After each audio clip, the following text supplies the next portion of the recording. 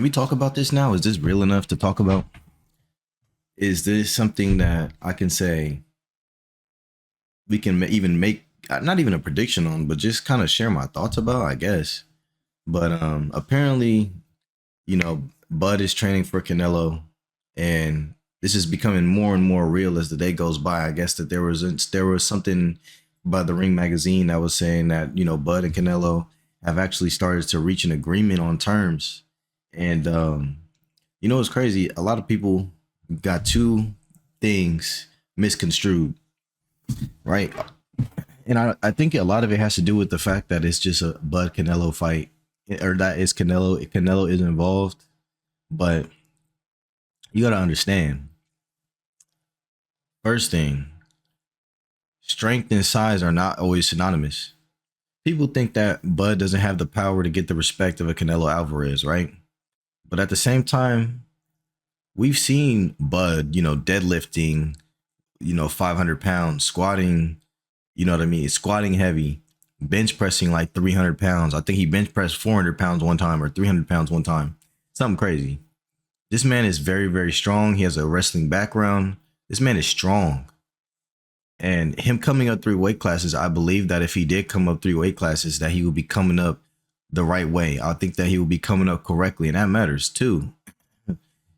Even yes, they say Canelo is big and strong, but here's a few things that are here's another thing that I think will be different about this fight. Bud, he tests with Vada. He's a Vada fight. He's a Vada guy. Canelo, I don't remember the last time that he tested with Vada, because he doesn't test with Vada with all his fights. You know what I mean? As a matter of fact, a lot of his fights he doesn't.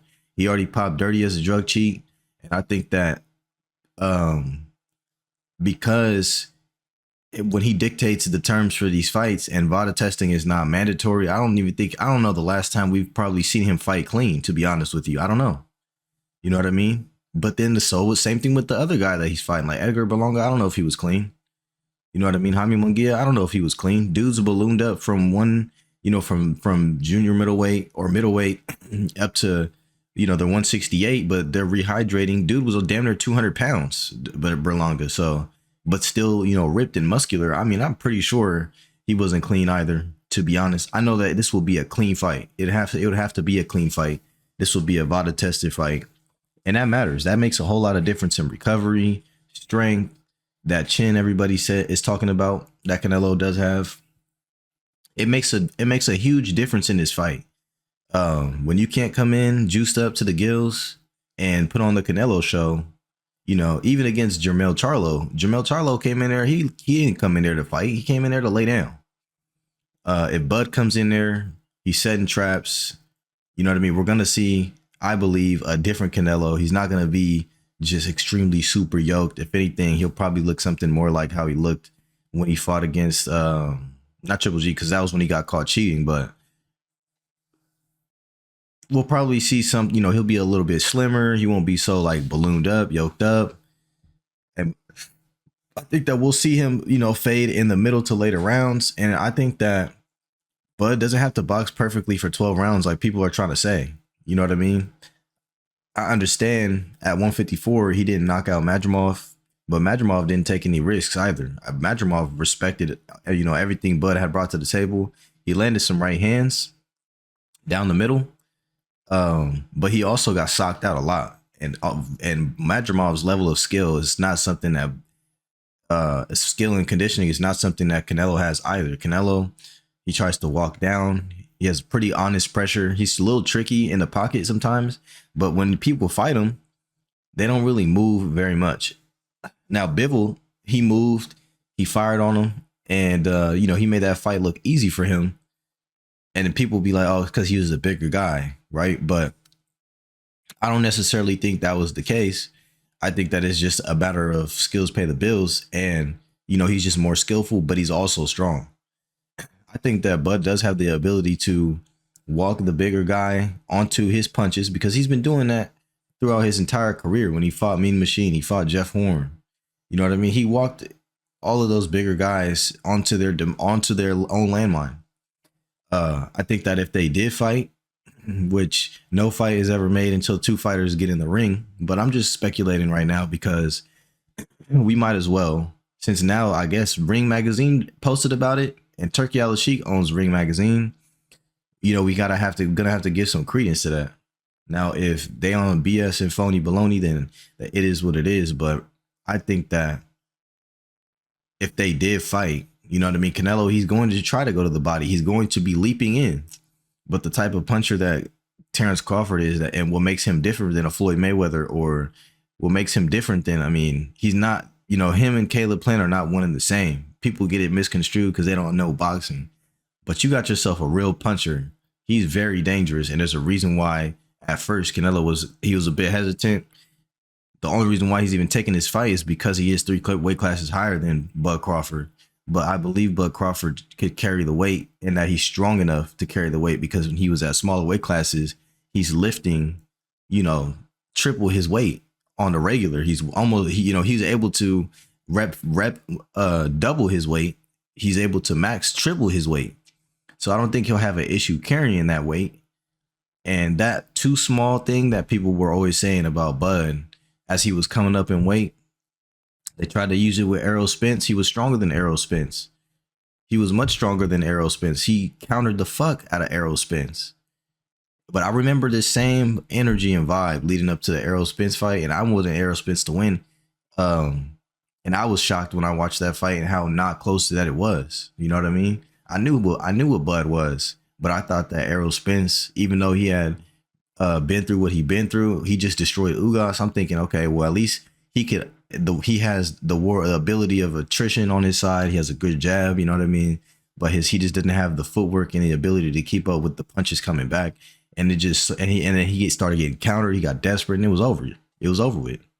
So with a Canelo fight, I would imagine Canelo getting tired, getting his conditioning catching up with him in the second half of the fight, and him getting walked onto big shots. And I think that Bud Crawford and his attitude has always been, if you try to do some weird overhand or something like that, I'm gonna slip an uppercut in there on the inside. I'm gonna slip something in there on the inside, to where when you get hit with that shot that you don't see in a way you've never been punched, you're going down. Now, he could come in there and box.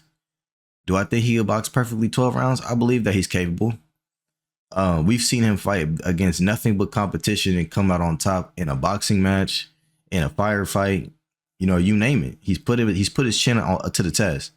But I think that he will definitely be willing to take risks and get in there and counterpunch. Now, the thing about Canelo, he doesn't have the ability to counterpunch and keep up with somebody like that in the mid-range. If we're talking about shot for shot, he's either trying to punch through you and make you brace for the shots, or he's going to be trying to slip and get out of the way no matter how many punches you throw. And then when he's back on the front foot, that's when he lets his hands go. But if he's able to if he gets walked onto some big shots, I see him getting hurt.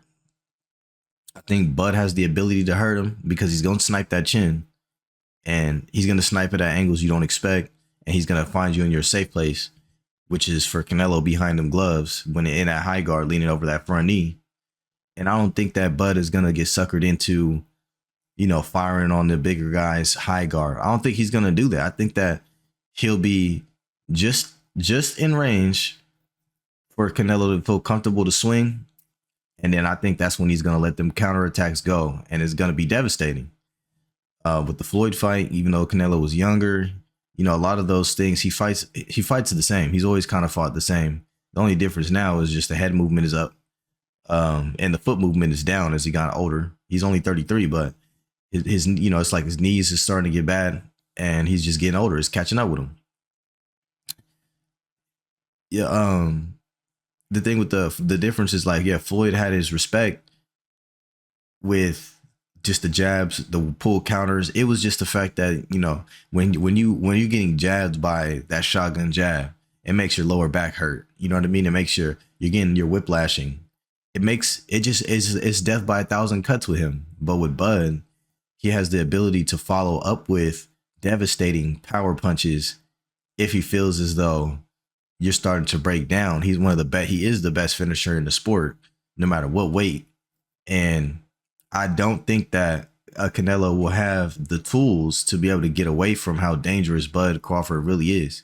And the media and people, they have such bad takes about the sport because one, they never been in the ring. Two, that a lot of this shit is agenda based and narrative based. To me, Canelo Alvarez is like LeBron James, where when he retires, people are gonna look back at his resume and be like, you know what? There's really a lot of mystery in his history. I can't really say he's this or he's that. Right now, he's the one. He's like the new white hope, and everybody's gonna give him a crazy amount of credit because they want him to be what they want him to be.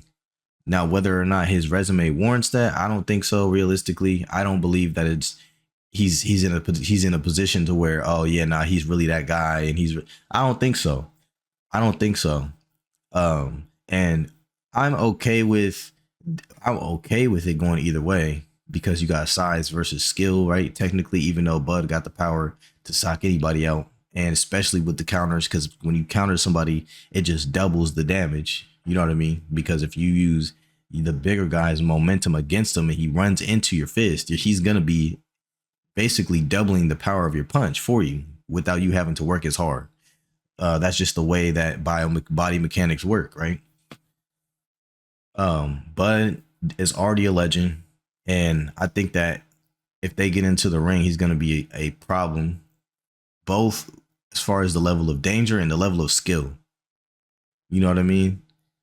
I think that Canelo is going to have, and I think he already knows that he's going to have a hell of a night dealing with those, those chopping hands coming down, them uppercuts coming up from underneath as he's trying to throw his overhands, as he's trying to work the body, but tucking in the pocket, bringing uppercuts, left hooks, and right hooks.